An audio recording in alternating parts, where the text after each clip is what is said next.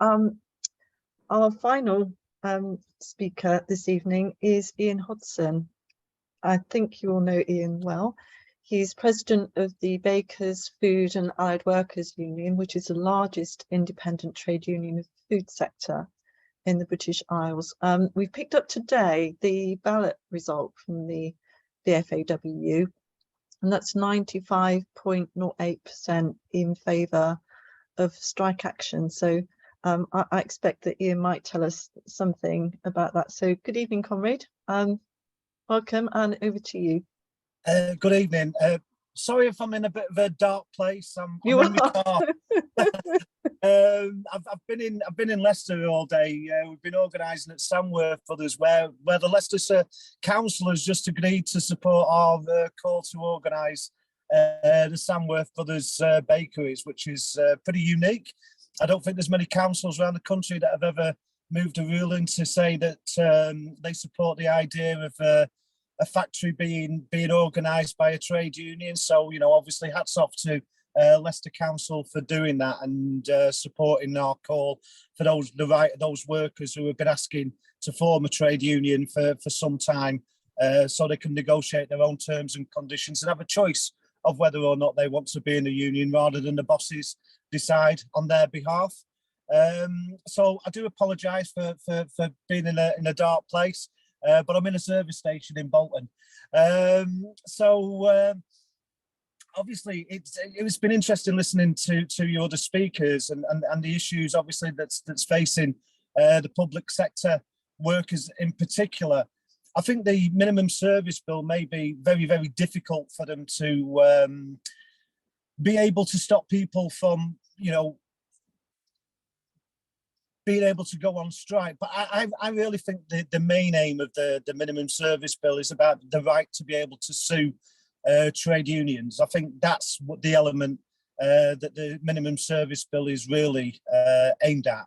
I mean, it isn't new either. I mean, you know, obviously in the 1900s, we had the Taft Vale judgment, which was brought in, which is a pretty similar piece of, you know, law that enable trade unions to be sued when they struck workers. And funnily enough, it was at that particular time when the trade union movement really developed the Labour Party and made sure that workers had a political voice. And here we are in 2023.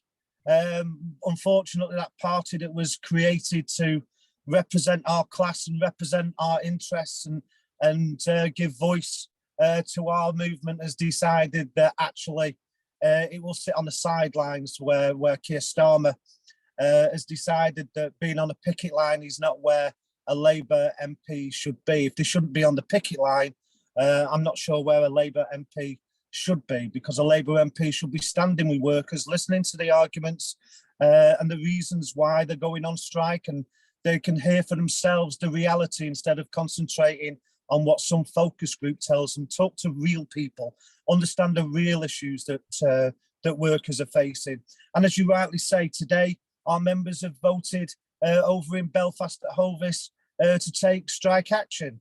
I believe there was 3 people that voted not to take strike action. The 95% vote was an incredible response to their employer, who wants to change their terms and conditions, who wants to you know, reduce their breaks and make them work longer, and also, you know, reduce the other benefits of their conditions linked to a below inflation pay rise, which of course they're rejecting, and quite rightly so. They're back in talks on Wednesday, and obviously we'll see whether the company has the good sense to actually move away from attacking their terms and conditions and looks to settle for a pay increase that raises their opportunity to be able to meet the high cost of living that all workers are currently facing. I think it's very important, you know, that at this moment in time that we do not concede ground on the few terms and conditions we have left. We've seen, You know, the attacks on terms and conditions over the years, people selling their overtime, selling their premium rates, and we've seen the impact that that has on employment. We've seen the move to people being forced onto 0 hours contracts, for instance. So it is important that where we have the opportunity, because we have organised labour, that trade unions resist the temptation to do a deal that sells terms and conditions in return for a pay increase. I think it's important that we show leadership in those organised workplaces, because it's critical now, without a political representation, that trade unions are the voice of working people. Because as has rightly been said already, if we aren't the voice of working class people, then the far right will be the voice of working class people, and they will, use all of the smears, all of the lies, all of the misrepresentations to say that your hardship is caused by some minority group. We got told we had to leave the European Union because there were too many migrants coming into the country. We got told that, if we left the European Union, all that money we were spending on the European Union, we would be able to invest in our NHS. Well, they were all lies. They were all lies. I mean, whether you're for or against being in the European Union, it never had anything to do with those workers that were coming into Britain. Those workers that came here helped our economy. And don't we miss them now, those people that used to come into our country? They used to come here and make sure that our deliveries were on time, to make sure that, food didn't rot in the ground, to make sure that we was able to get the service when we went to the hotels and the bars could recruit workers. What was missing, of course, was the ability for those workers to be able to organise, and the ability to raise the pay and make sure they got secure terms and conditions of employment. That was the bit that was missing, because it was the employers that were using the opportunity to cut pay, to cut terms and conditions, to improve profit. And I do apologise, if my sound's a little bit bad. But I think it's very, very important that, we as a Labour movement, forget the Labour Party, we as a Labour movement have to get the message out there that our hardship has never been caused by a migrant worker. Our council's houses, they've stopped being built. That's the reason why you can't get a decent home, and get a place to live that's reasonable and fair, and where you can afford it. It wasn't a Polish migrant that came into this country and took away full-time jobs. It was government that allowed employers to use alternative forms of contracts of employment, and yes, related in many cases to European legislation, because as in Europe, they raised the standards of working conditions. We looked in this country for opportunities to lower standards of employment in this country, with the introduction of second generation contractors, comparator contracts, because we didn't want to give a fair deal to agency workers who should have gone on to the same terms and conditions of the people that were already employed. So we have to be as one as a Labour movement. And I know we all have different beliefs and we all believe our ideology is correct, but we haven't got time now for any opportunity really to disagree. We have fundamental agreements on what is right and what is needed. We know we have to raise pay. We know we have to support strikes. We know we have to end the sheer, abuse of migrants. I mean, that's a really massive issue. We now are told that our hardship is caused because we got 40 people coming over in a dinghy, and they're all coming from Albania and they're all men. Well, I've got to tell you, I went to a Status Now meeting a couple of weeks ago, and everybody I met hadn't come from Albania. They'd come from places where there was wars. They'd come from places where, due to climate change or because of business, they'd been forced out of their homes, and they'd been forced to flee and come to a place not because they're coming here for the benefits, not because they're coming here for a job, because they can't even work. They can't choose where they want to live. They're put in places and given a grand total of £40 a week.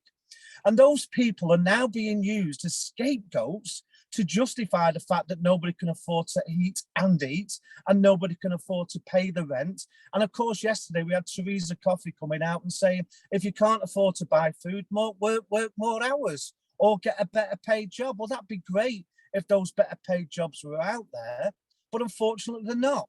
So it is down to us now.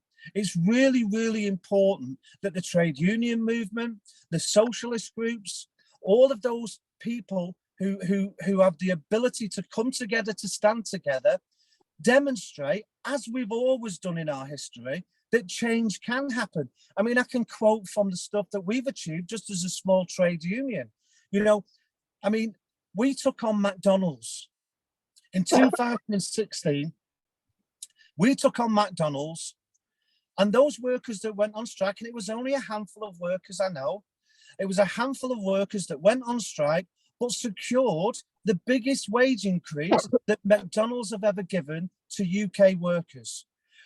Our members in Witherspoons, only a handful of workers, went on strike at Witherspoons and secured night shift rates for those workers and ended a lot of the insecure contracts and ended youth rates that they used to give in Witherspoons and improved health and safety.